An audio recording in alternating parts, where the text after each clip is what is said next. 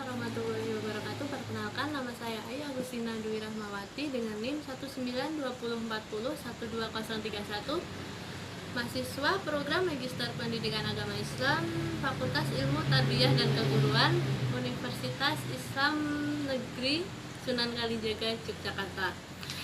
Di sini saya akan memaparkan tentang analisis filosofis pemikiran Ibnu Miskawayh, yaitu berupa sketsa biografi, konsep pemikiran pendidikan, dan relevansinya di era modern. Baik, yang pertama adalah tentang biografi Ibnu Miskawayh.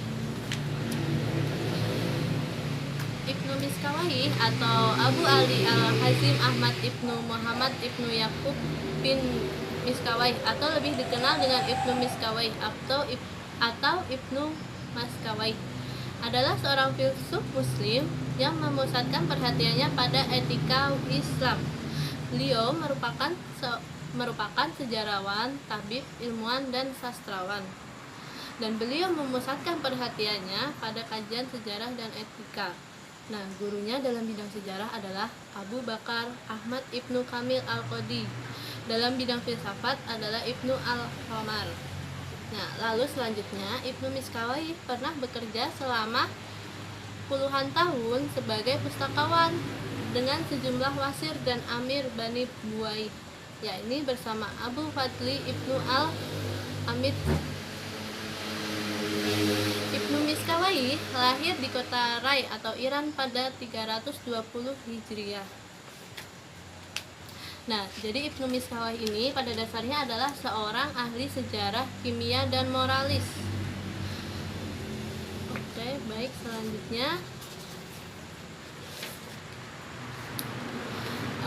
itu adalah sedikit biografi Ibnu Miskawayh. Selanjutnya adalah pemikiran Ibnu Miskawayh tentang akhlak.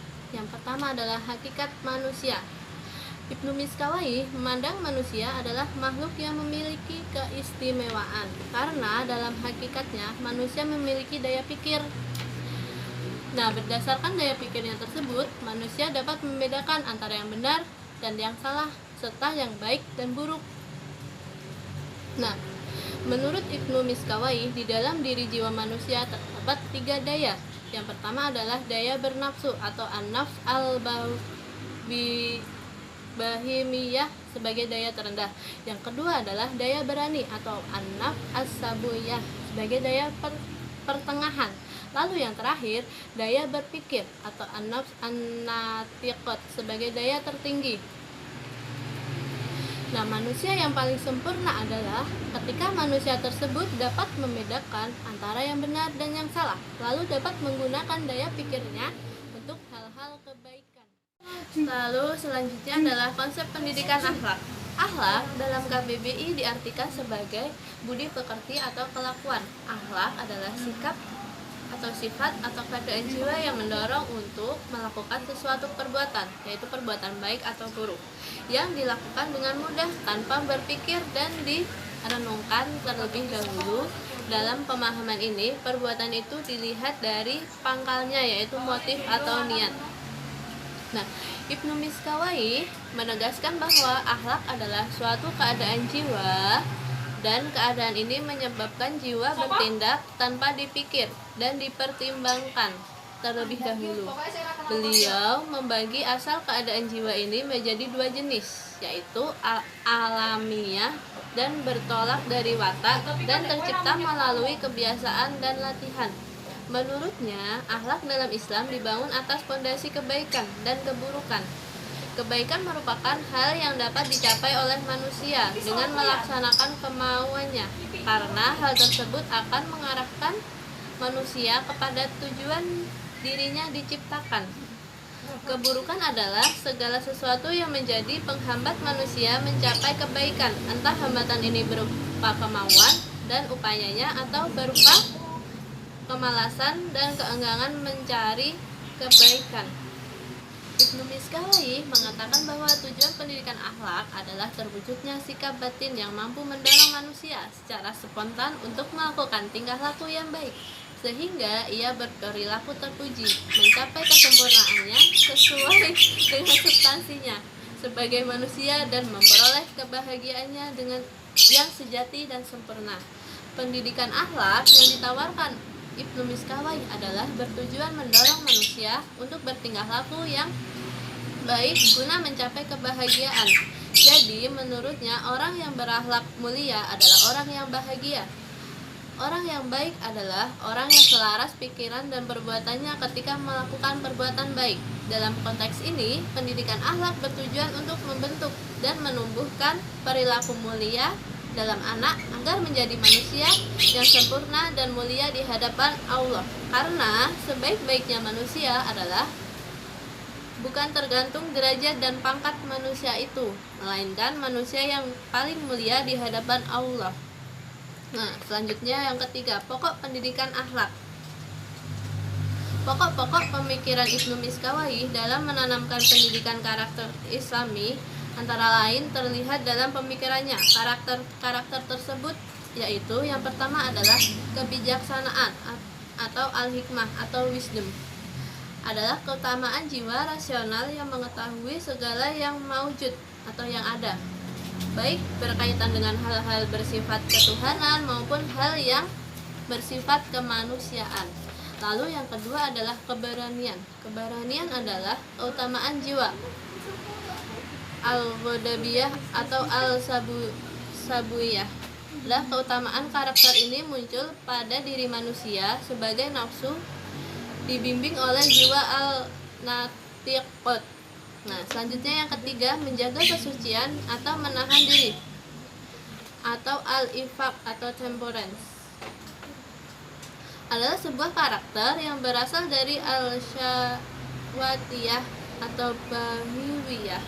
Karakter ini akan muncul ketika manusia mampu mengendalikan diri dari nafsu dan mengedepankan pikirannya, lebih mengutamakan pertimbangan rasional daripada menuruti nafsunya.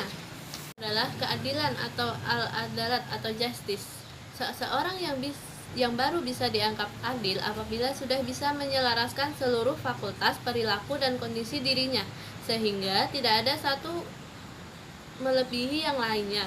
Lebih dan kurang, banyak dan sedikit merupakan faktor yang merusak segala sesuatu jika diantaranya tidak terdapat saling menyelaraskan dan menyeimbangkan.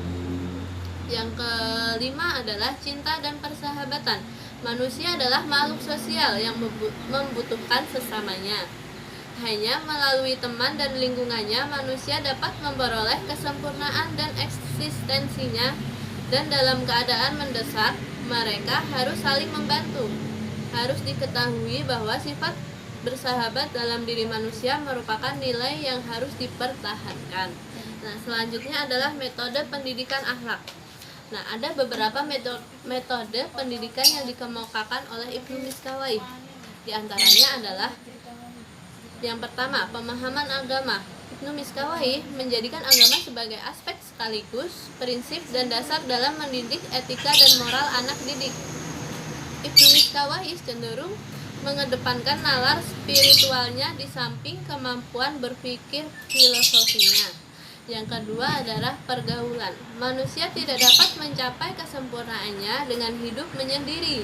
Ia harus ditunjang oleh masyarakat agar hidupnya menjadi baik dan agar ia mengikuti jalan yang benar. Yang ketiga adalah pembiasaan.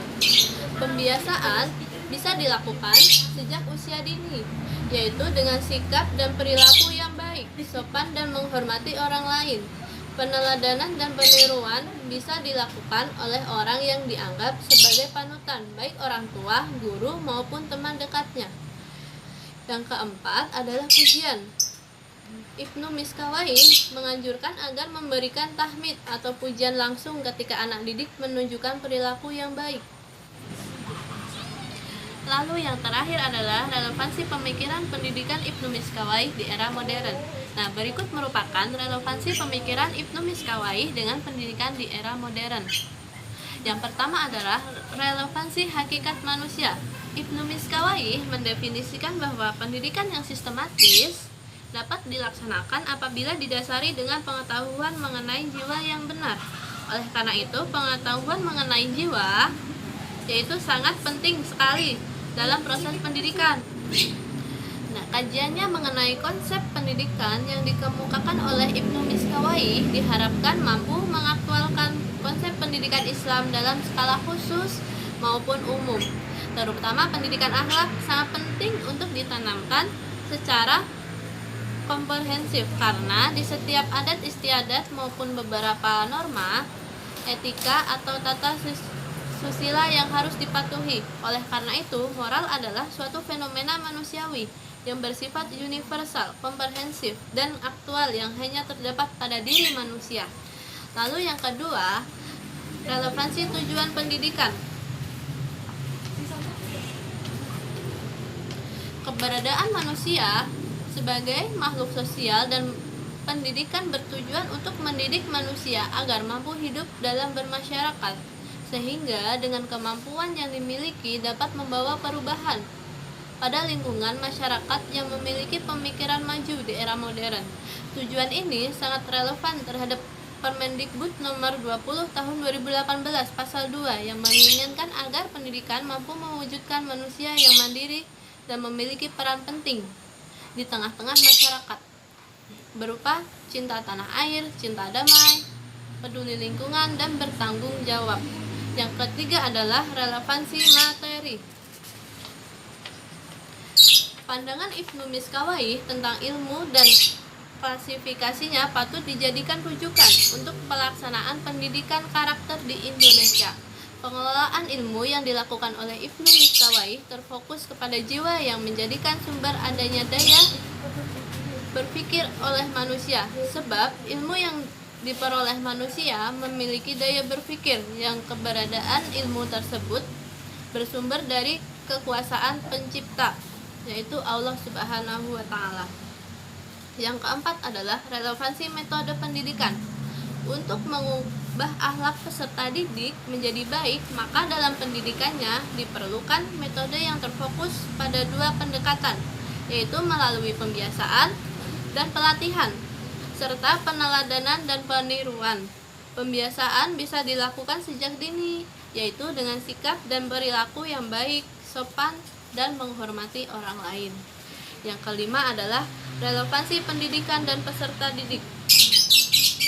Konsep pendidikan dan peserta didik yang ditawarkan Ibnu Miskawai tetap relevan untuk dikaji dan dikembangkan dalam meningkatkan pendidikan akhlak atau karakter di Indonesia. Pendidik yang berperan dalam mendidik jiwa peserta didik adalah orang tua untuk mencapai kebahagiaan sejati. Yang keenam adalah relevansi lingkungan pendidikan. Pemikiran Ibnu Miskawai tentang lingkungan pendidikan akhlak berpusat pada lingkungan keluarga. Hal ini memiliki relevansi dengan Permendikbud nomor 20 tahun 2018 pasal 5 ayat 1 menjelaskan bahwa PPK pada suatu pendidikan formal diselenggarakan dengan mengoptimalkan fungsi kemitraan tripusat pendidikan yang meliputi keluarga, sekolah, dan masyarakat. Sekian presentasi dari saya. Apabila ada kekurangan, saya mohon maaf. Wassalamualaikum warahmatullahi wabarakatuh.